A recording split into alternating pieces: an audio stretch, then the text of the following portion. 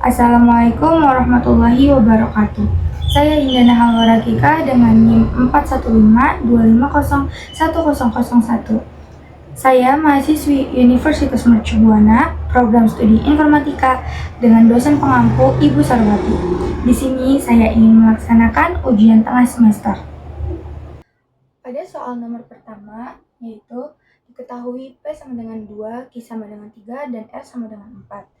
Diberikan algoritma P sama dengan P ditambah 2, Q sama dengan P ditambah 3, dan R sama dengan P ditambah 4. Jika nilai Q sama dengan P ditambah Q ditambah R, maka berapa masing-masing P, Q, R sekarang? Maka dari itu kita tulis terlebih dahulu diketahui yang di atas, yaitu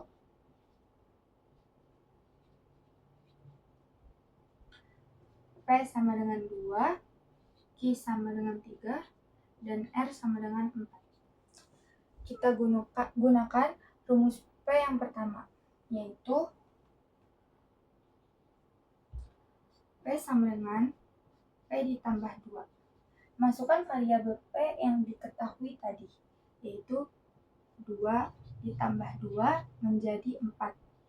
Bahwasanya nilai P sudah kita dapati, yaitu 4. Kita lanjut menghitung nilai Q. Q sama dengan P ditambah 3, maka tadi nilai P sudah didapati, kita tulis nilai P yang tadi, yaitu 4 ditambah 3, yaitu 7 hasilnya. Kita lanjut menghitung R. P ditambah 4. P-nya tetap 4, jadi 4 ditambah 4, yaitu 8. Tapi belum sampai di sini karena yang diminta jika nilai Q adalah sama dengan P ditambah Q ditambah R, maka kita totalkan ini semua menjadi P ditambah Q ditambah R sama dengan 4 ditambah 7 ditambah 8, yakni 19. Kita sudah dapati nilai keseluruhannya. Berarti P sama dengan nilai masing-masing, yaitu P sama dengan 4, Q sama dengan 19, dan R sama dengan 8. Kita lanjut ke soal nomor 2. Pada soal nomor kedua, diketahui wadah A memiliki kapasitas 1000 mili dan terisi air sebanyak 1000 mili. Wadah B memiliki kapasitas 250 mili dan wadah C memiliki kapasitas 350 mili. Perlu berapa langkah agar wadah C mendapat air sebanyak 300 mili? Ayo kita buat algoritmanya. Pertama-tama sudah diketahui bahwa yang memiliki air hanya wadah A, yaitu 1000 mili. Maka dari itu, air pada wadah A kita tuangkan ke wadah B.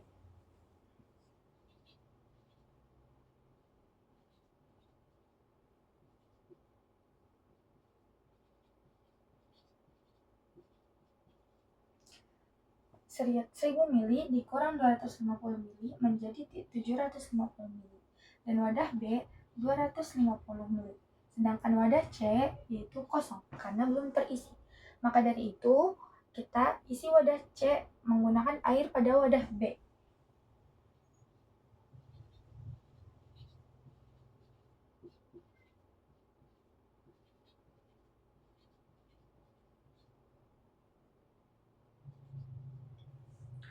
Air yang pada wadah B kita tuangkan ke wadah C, maka wadah B kosong dan wadah C 250 mili.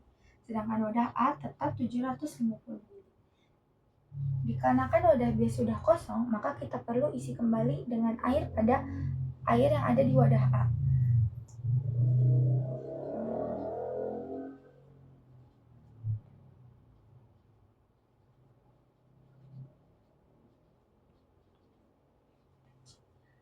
(750 mili kita kurangkan kembali dengan 250 mili.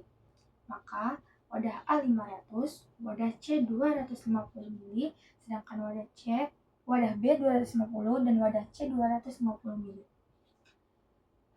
Karena kapasitas pada wadah C memiliki kapasitas 350 ml, maka kita isi kembali wadah C, air pada wadah B kita pindahkan kembali ke wadah C hingga terisi penuh menjadi 350 ml.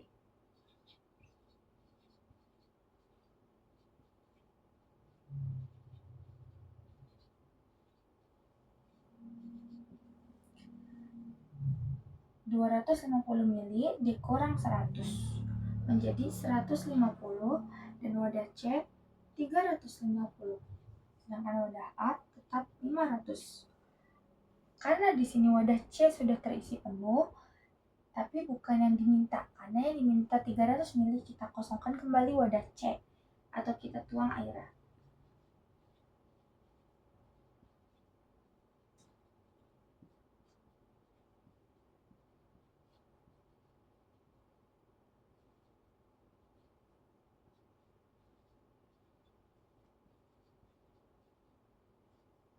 Sehingga menjadi kosong kembali. Lalu kita lanjut. Karena wadah C sudah kosong, kita isi kembali wadah C dengan air yang ada pada wadah B, yaitu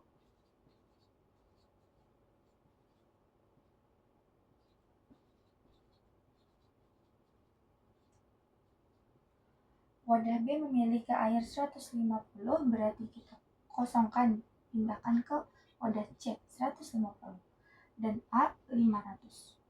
Karena wadah B sudah kosong, kita butuh kembali air dari wadah A, yaitu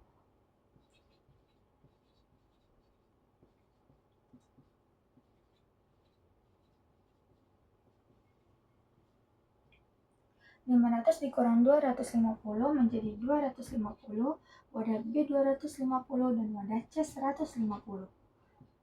Karena kapasitas pada wadah C belum terpenuhi, maka kita isi kembali wadah C dengan air yang ada pada wadah B.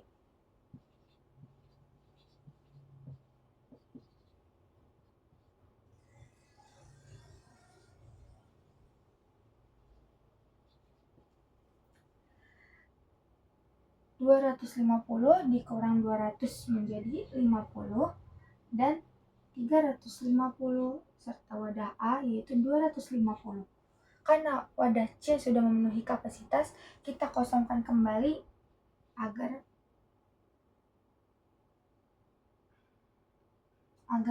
wadahnya menjadi 0.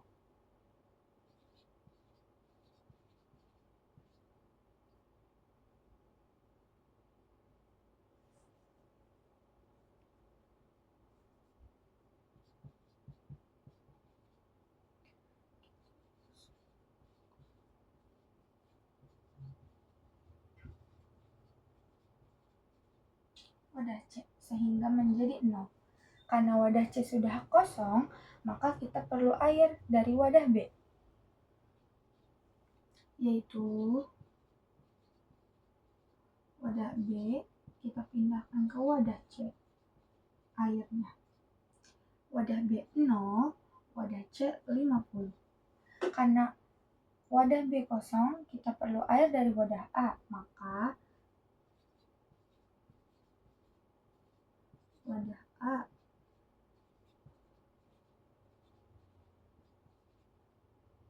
kosong, wadah B 250. Untuk itu, karena wadah C masih kurang, kita perlu air pada wadah B. Maka dari itu, kita pindahkan kembali air yang ada pada wadah B ke wadah C.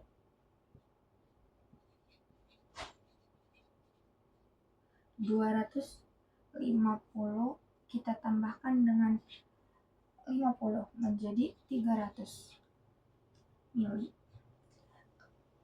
Sudah. Kita lanjut pada soal yang ketiga. Pada soal nomor ketiga, yaitu diberikan nilai alas dan nilai tinggi, di mana nilai-nilai tersebut memiliki tipe data float. Kemudian nilai-nilai tersebut diproses sehingga didapat nilai luas. Dari kasus di atas, buat pseudocode dan flowchart-nya. Pertama, Kita buat pseudocode terlebih dahulu.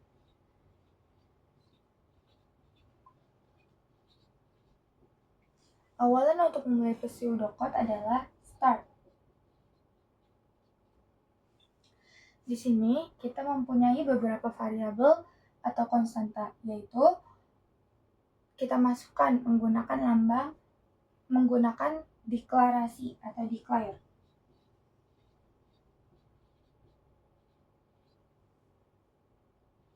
Awas menggunakan as float.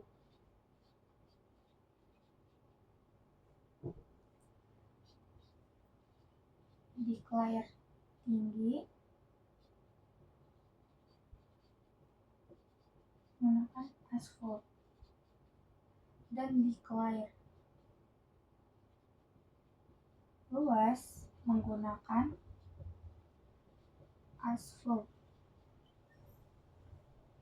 As float ini digunakan untuk variabel atau konstanta untuk memulai program. Lalu kita input, kita masukkan nilai alas dan nilai tinggi. Jika kedua nilai sudah dimasukkan, maka kita masukkan rumus untuk menghitung luas pada segitiga,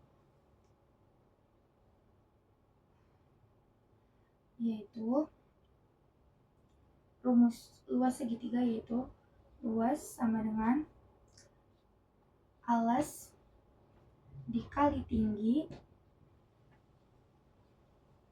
dibagi 2.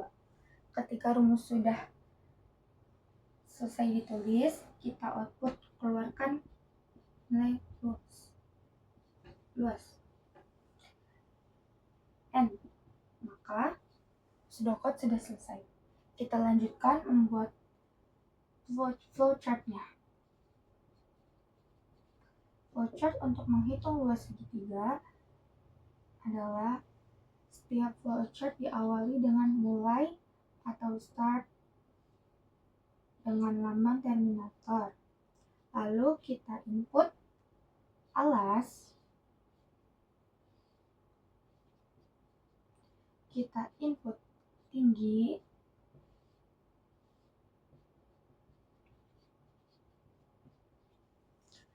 dan kita menggunakan lambang proses untuk rumus luasnya. Luas sama dengan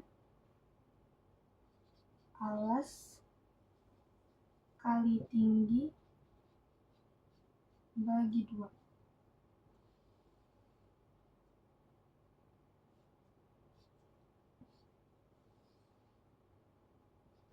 Jika sudah selesai, ditutup.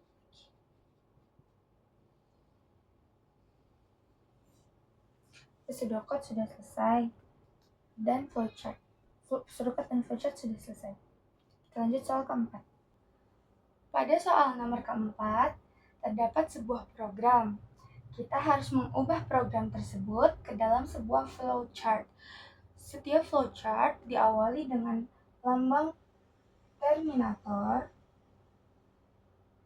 untuk memulainya.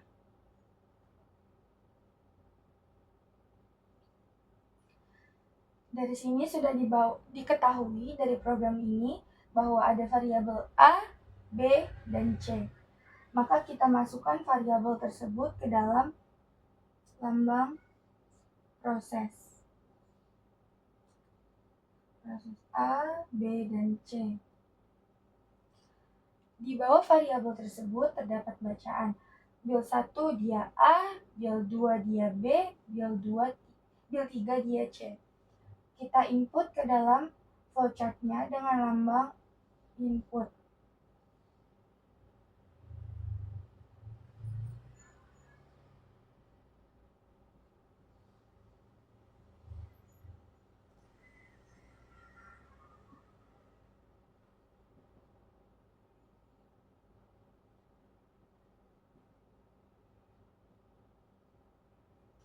Nah, jika sudah diinput seperti ini, ada pertanyaan, ada A, lebih dari B dan A lebih dari C, maka maksnya A. Jika tidak, kita lanjut ke bawahnya. Karena ada bacaan if tapi tidak ada else-nya, maka dari itu jika dia max-nya A, maka outputnya A. Kita tulis ini dengan lambang decision.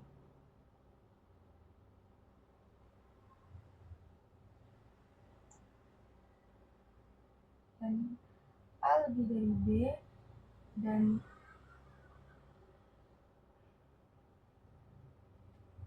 A lebih dari B dan A lebih dari C. Jika dia ya, maka max-nya A. Lambang proses. Jika dia tidak, B lebih dari A dan B lebih dari C.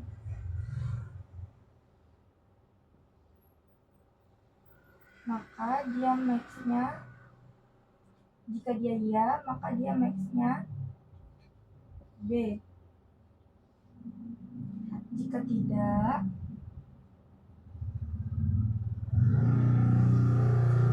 kita lanjut ke berikutnya. Jika dia C lebih dari A dan C lebih dari B. Jika dia ya, maka dia outputnya max C. Jika tidak, bilangan terbesar sama dengan max. Kita masukkan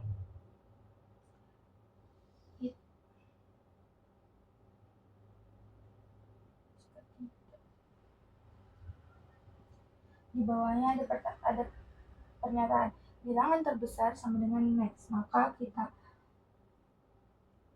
masukkan ke dalam flowchart dengan lambang proses. Bil terbesar sama dengan max.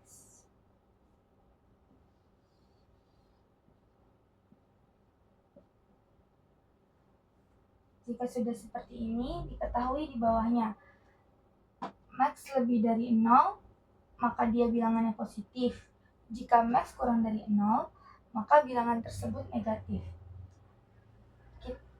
Pernyataan ini kita ubah ke dalam flowchart dengan lambang decision juga. Apakah max lebih dari 0?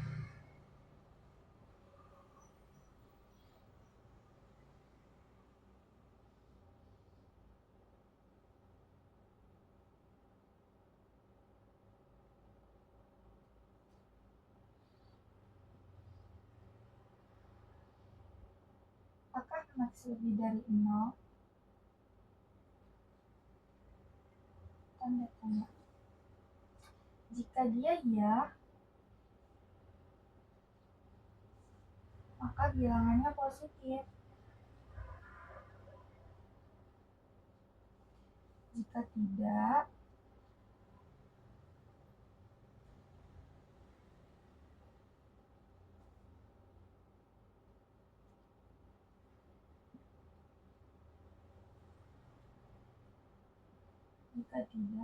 maka bilangnya negatif.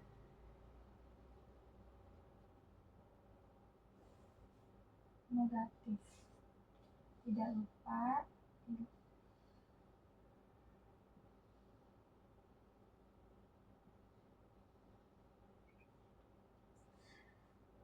di sini perintahnya print, maka kita print bilangan positif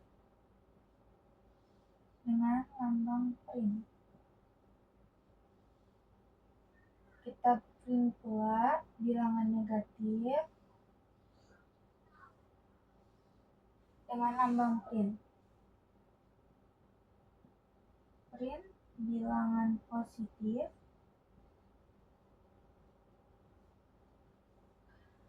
dan print bilangan negatif.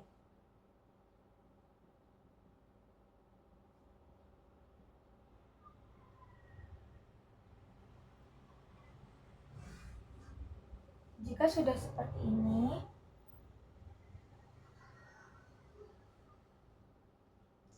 kita tutup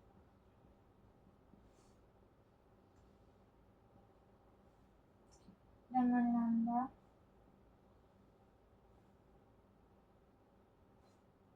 terminator.